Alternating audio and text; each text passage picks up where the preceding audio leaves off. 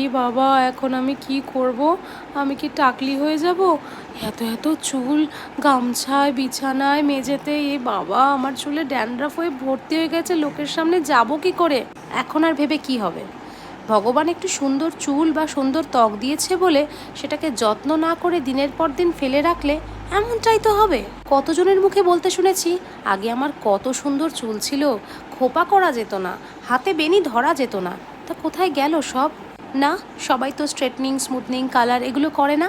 তা সত্ত্বেও তাদের আর আগের মতো চুলের কোয়ালিটি থাকে না। কেন থাকে না? পরিচর্যার অভাবে সব জিনিসই কিন্তু খারাপ হয়ে যায়। সে একটা গাছ বলুন আর একটা শাড়ি। আমাদের চুল বা ত্বকটাও কিন্তু একই। ভগবান আমাদের ভালো জিনিসটা দিয়েছে মানে ওটাকে আমরা হেলায় যেভাবে খুশি রেখে দেব আর সেটা একই রকম থেকে যাবে, তার তো কোনো মানে নেই। হ্যাঁ জানি, গুগল খুললে বা ইউটিউব খুললে হাজারো রকমের হোম রেমেডি পাওয়া যায়, কিন্তু হাতের থেকে যখন সমস্যা বেরিয়ে যায় তখন সেটার সমাধান করতে হয় একমাত্র কোনো এক্সপার্টের কাছে গিয়ে। এটা ওটা দিয়ে এক্সপেরিমেন্ট করবার মতন জায়গা আমাদের স্কিন বা হেয়ার কোনোটাই না। হোম রেমেডি দিয়ে 2 থেকে 4 দিন আমরা আমাদের সমস্যাগুলোকে এড়িয়ে যেতে পারবো, কিন্তু সমস্যাগুলোকে দূর করতে পারবো না। আর এত তাড়াতাড়ি এত ভালো রেজাল্টও বোধ হয় আমরা পাবো না।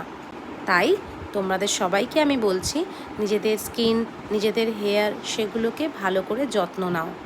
আমাদের ঘরে শ্যাম্পু, কন্ডিশনিং কিংবা বাইরে বেরোনোর সময় কিভাবে বেরোচ্ছি, এই সব কিছুর ওপর ডিপেন্ড করে যে তুমি তোমার চুলকে কতটা কেয়ার করছো। না হলেই কিন্তু পরবর্তীকালে অনেক সমস্যা তৈরি